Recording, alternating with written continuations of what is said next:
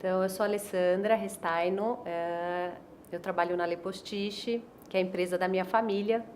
A Le Postiche é uma rede de lojas no Brasil, com 230 lojas, que vende artigos de couro, acessórios de viagem para todo o país. Só começar de novo. Conta um pouco da empresa ou não? Não precisa falar. Não, necessidade. Conte sobre a sua educação. Como é que foi? Na educação, você tomou contato com o mundo dos negócios? Uhum. Alguém na escola te inspirou a ser o que você é hoje? Uhum. Você estudou numa escola pública, numa escola privada? Tinha colegas que não ascenderam? Tá. Sim, então tá. Começo de novo ou não? Não, tá bom, educação. Daqui? Bom, sobre educação, eu estudei em escola privada, né, me formei em administração de empresas e depois me especializei para poder me preparar para ocupar os cargos que eu ocupei dentro da companhia, né? Eu já sabia que em algum momento eu ia assumir a empresa da minha família, que eu iria ocupar posições de diretoria, de destaque, então me preparei para isso.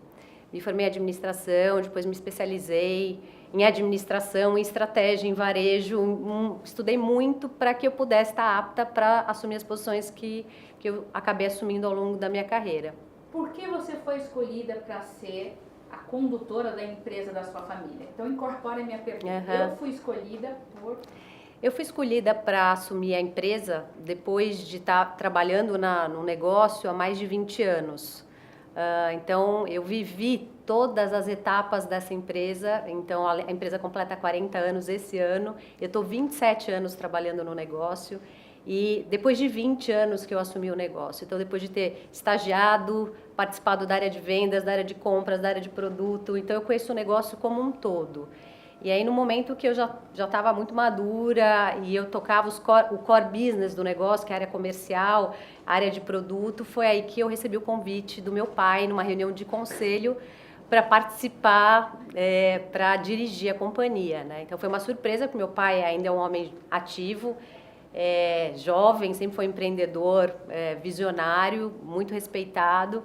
Então, eu ter sido convidada para assumir essa posição foi realmente um convite que me honrou muito, mas, por outro lado, bastante responsabilidade, né, de assumir a companhia, mas eu acredito que, com tudo que eu vivi no negócio, a minha preparação para chegar até onde eu cheguei, essa nova etapa do negócio, com a reestruturação que eu promovi, com todas as mudanças que aconteceram, eu era a pessoa mais capacitada para tocar esse projeto. Como é que você administrou as suas irmãs, que poderiam também estar nessa posição? Então, incorpora isso. Eu tenho 3 irmãs. Tá. Eu tenho 3 irmãs, eu sou a mais velha, tenho uma irmã que é 1 ano mais nova e uma que é 5 anos mais nova. A minha irmã do meio... Pode deixar isso aqui. Imagina, não tem problema. Vou começar de novo. Quando elas saírem, só então a gente volta para essa. Desculpa. Vamos lá. Eu tenho 3 irmãs, na verdade. Nós somos em 3 mulheres. Eu sou a primeira de 3 filhas. Tenho uma irmã que hoje é diretora financeira administrativa da empresa e uma outra irmã que já trabalhou no negócio, na área de produto e estilo. Hoje ela tem a carreira dela, o projeto dela pessoal. Eu fui escolhida, eu acredito, porque eu trabalhava nas áreas mais relevantes do negócio. A minha irmã trabalhava no back-office. Mas, lógico que essa é uma questão familiar, né, e foi uma surpresa quando a gente teve o convite, quando eu recebi o convite, de como que a gente gerencia isso na família, porque eu e não as minhas irmãs, né, mas eu acredito que por toda a trajetória, por todo o caminho que foi construído, ficava muito evidente que tinha uma chance muito grande de ser a pessoa que iria ocupar essa posição. Mas sempre é uma questão que a gente tem que depois sentar em casa, sentar junto, conversar sobre isso, esclarecer e falar com todas as palavras, porque o convite veio sem eu ter o conhecimento e sem a minha irmã também ter. E depois a gente teve que ter a nossa conversa interna para o meu pai poder explicar quais são os motivos que levaram ele a fazer essa escolha, né, e porque uma irmã e não a outra. Então, empresa familiar tem essas questões, né? Muitas vezes a gente é uma executiva, dirige a companhia, mas tem as relações familiares que estão ali no meio da coisa. Então, como a gente gerencia isso, como você separa, esse é um grande aprendizado, né?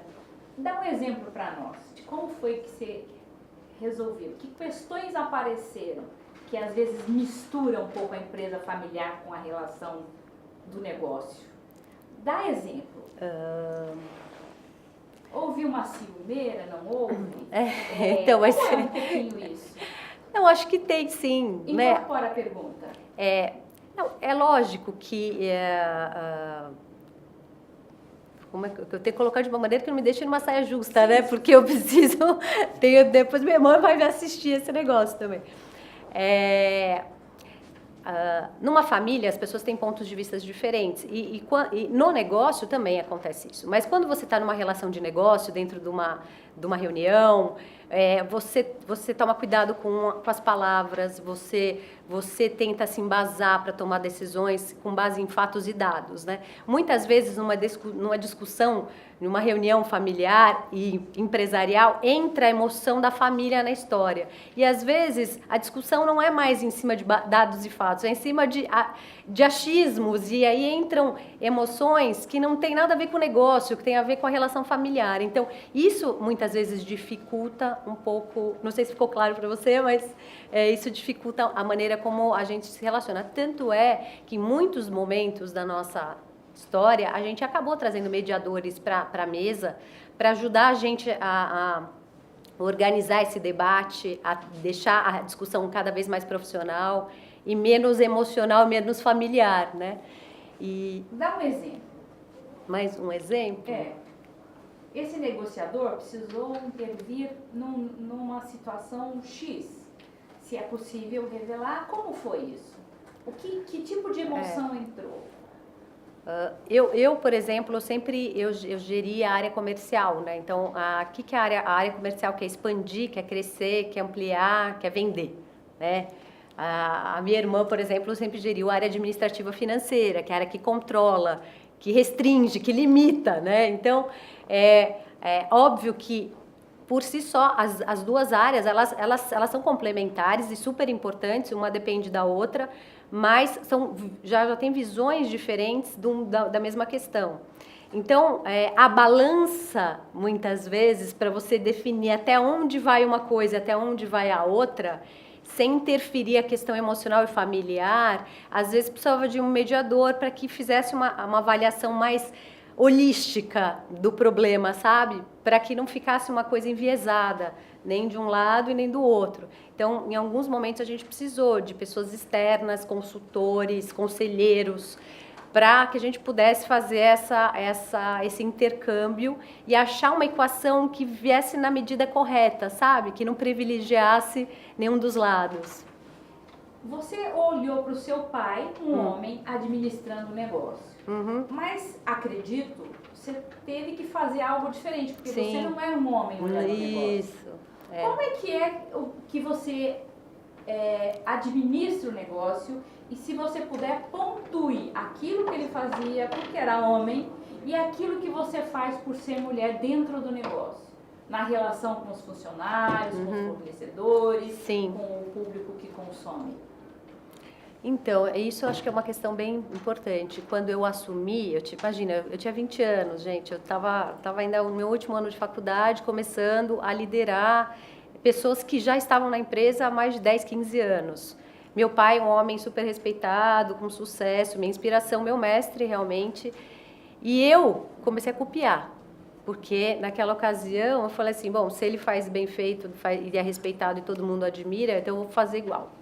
Só que ao longo do tempo eu fui percebendo que eu fui criando não era uma coisa legítima, era uma coisa copiada, não tinha essência, não tinha alma, e eu estava infeliz, e eu não sabia o que era.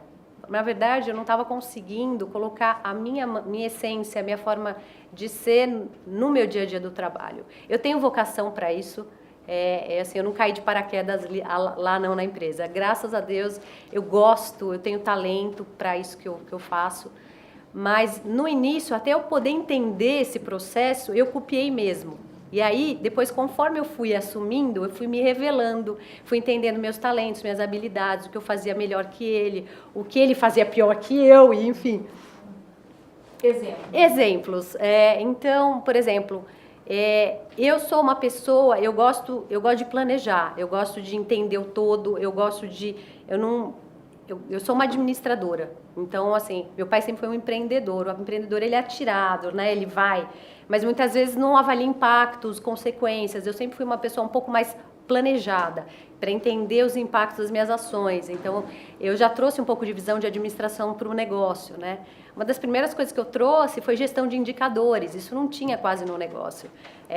Então, eu sempre gostei de entender o que eu estou fazendo e qual o resultado que eu estou obtendo, se aquilo está trazendo sucesso ou não para a companhia. Isso é o que me dava realmente o retorno, se aquilo que eu estava fazendo estava no caminho certo. Outra coisa, assim, eu sempre gostei de ter uma visão 360 graus de tudo, sabe?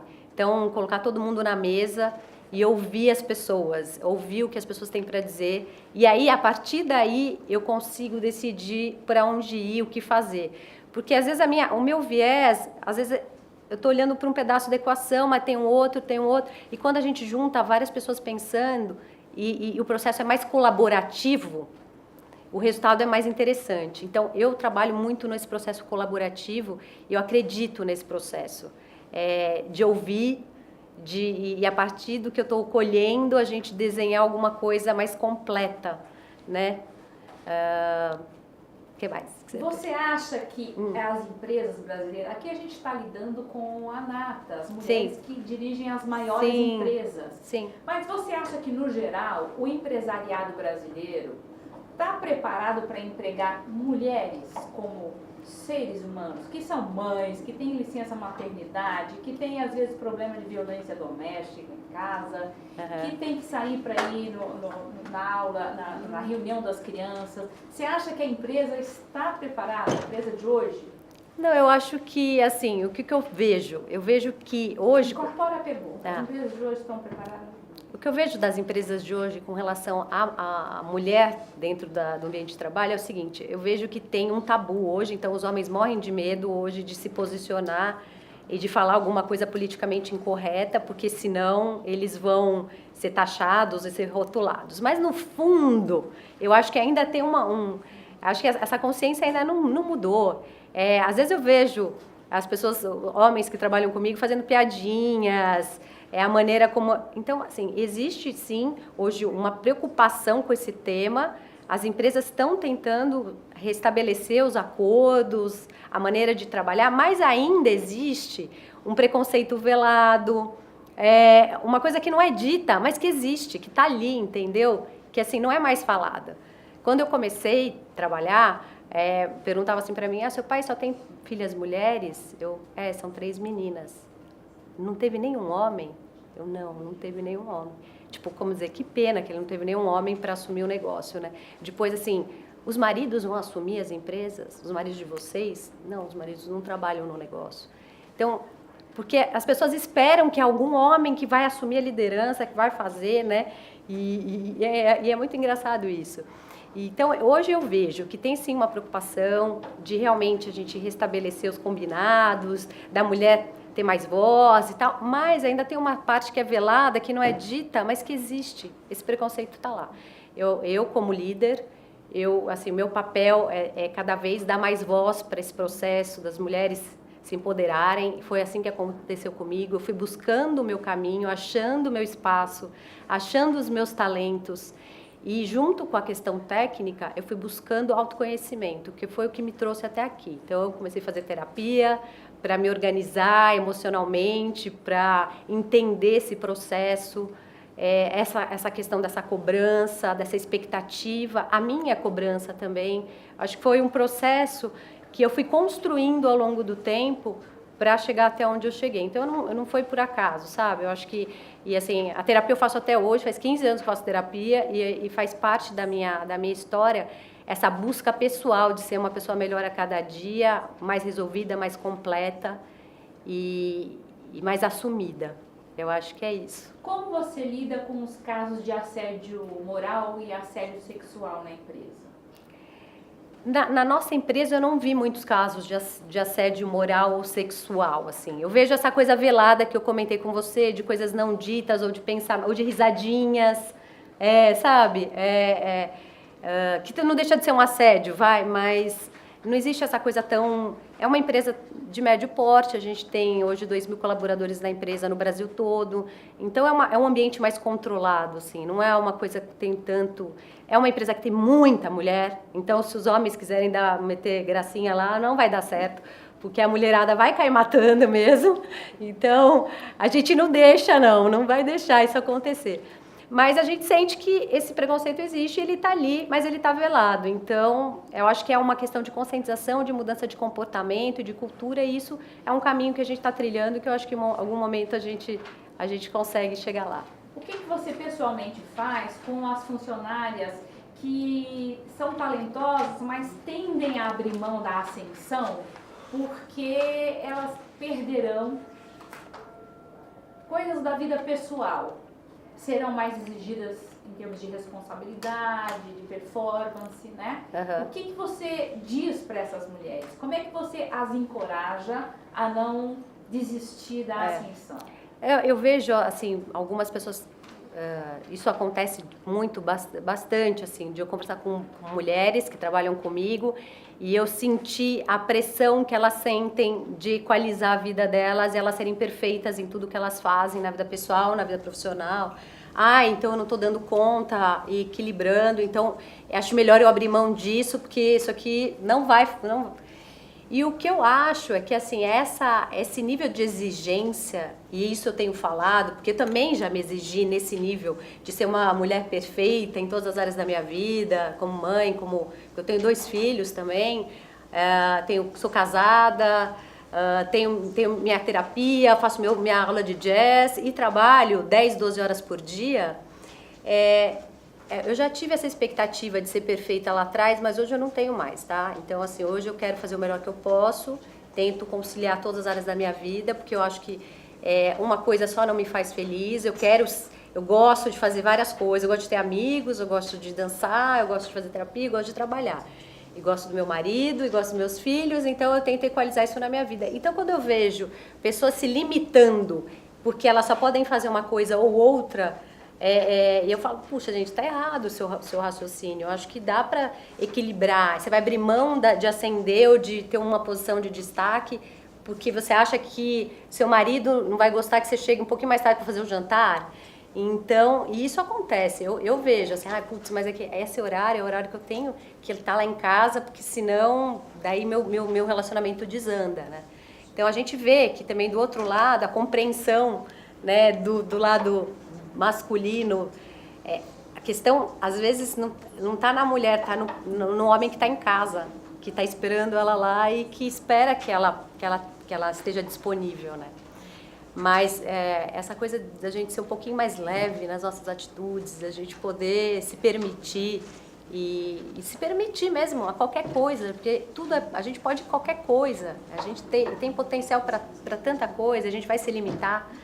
Então, isso é o que eu falo para as meninas. Eu dou feedbacks honestos e super, com todas as palavras. Então, assim, o que eu acho, assim, consciência e verdade mudam. Então, assim, o que está errado tem que ser revisto, tem que ser corrigido. Eu acredito que só assim que a gente consegue evoluir. Então, eu sou uma líder que gosta de se posicionar, eu me coloco, eu dou minha visão, meu ponto de vista. Mas, ao mesmo tempo, eu me preocupo muito de engajar, de acolher, de fazer com que as pessoas se sintam parte da empresa e do projeto. Nós estamos assistindo uma mudança muito rápida no mundo dos negócios, né? Uhum. Para onde você acha que caminha a empresa?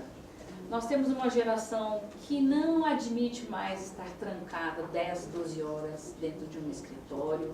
Nós temos mudanças aí nos negócios globalizados, a gente tem economia de compartilhamento, a gente tem uma série de coisas mudando esse regime que nós aprendemos, nossos pais também. Uhum. Para onde vai o mundo do trabalho? Incorpora a pergunta. O mundo do trabalho... O mundo do trabalho... De novo. 1, 2, 3. O mundo do trabalho está mudando, né? Eu acho que a gente tem duas frentes aí. Eu acho que uma que é a questão da tecnologia, que faz com que tudo se revolucione. Então, o jeito de fazer está cada dia diferente. Então, você vê aí os Ubers da vida, os Airbnbs, enfim. E aí você fala, puxa, é um outro mundo, né? Um outro universo, os Alibabás, as Amazons da vida, mudando toda a maneira de fazer negócios, de pensar o ecossistema. Então, eu não sei aonde vai parar isso. Eu sei que é uma transformação absurda, né? Eu tenho 2 filhos, um de 18 e um de 14 anos. Eu vejo o de 18 está na GV, então ele já fala desse universo. Isso é uma coisa que já faz parte do universo dele, da vida dele, já está mais impregnado. Então, você já vê que é um outro mindset, o jeito de olhar, o jeito de abordar, o jeito de pensar. E o outro filho de 14, ele tem um outro viés, que é o seguinte, a pensar no todo, pensar no mundo, pensar na consciência do planeta, né? Como que a gente pode melhorar o ambiente que a gente vive. Então, eu acho que tem esses 2 universos. Um é a tecnologia, trazendo um novo jeito de fazer as coisas, e um outro é uma consciência de uma geração nova, pensando no planeta, pensando no próximo, pensando em como melhorar, não para si o mundo, não para si mesmo, pensando no próximo. Eu acho que se a gente juntar essas 2 coisas, eu acho que a gente teria muitas possibilidades, né? Eu não sei para onde vai, mas eu acho que eu vejo essas 2 forças aí acontecendo. O que você diz quando uma mulher te pergunta como fazer para empreender? O que você aconselha ela a olhar primeiro? Que talento ela deveria ter? É que assim... Vamos incorporar tudo. Bom, eu vejo muitas mulheres falando em empreender. Primeiro, eu vim de uma família de empreendedores, eu sei o que é empreender. Não é fácil, é difícil pra caramba. Tá nesse contexto desse país que tem uma série de altos e baixos, cargas tributárias absurdas, incertezas, burocracia. Então, assim, eu entendo que para empreender você tem que ter um projeto que traga alguma coisa nova na vida das pessoas, ou que você tenha algum diferencial competitivo que justifica essa aposta, né? Porque eu vejo algumas motivações, assim, erradas. Eu vejo muita gente querendo empreender para poder ter flexibilidade de horário e ter qualidade de vida. E, na verdade, eu acho que é uma motivação equivocada, porque o que eu vejo é que quem empreende trabalha muito mais, tem muito mais responsabilidade, não tem a certeza que vai receber no final do mês. Então, eu acho que essa motivação para ter flexibilidade e qualidade de vida não é a motivação para empreender. Para empreender, eu acho que você tem que ter um projeto, você tem que ter um objetivo e você tem que ter talento para fazer aquilo que você está se propondo, vontade pra caramba, porque vai te consumir dinheiro também, né? Porque vai te consumir tempo, energia e dinheiro. Então, assim, você tem que querer muito, você tem que estar muito focada naquilo, aquilo tem que ser o seu propósito de vida, porque senão não faça. Muito obrigada. Tá bom? Valeu. Obrigada. Tranquilinho, não foi? Ai, não. Obrigada. Foi sim. Obrigada a você. Tati, a Tânia agora vai...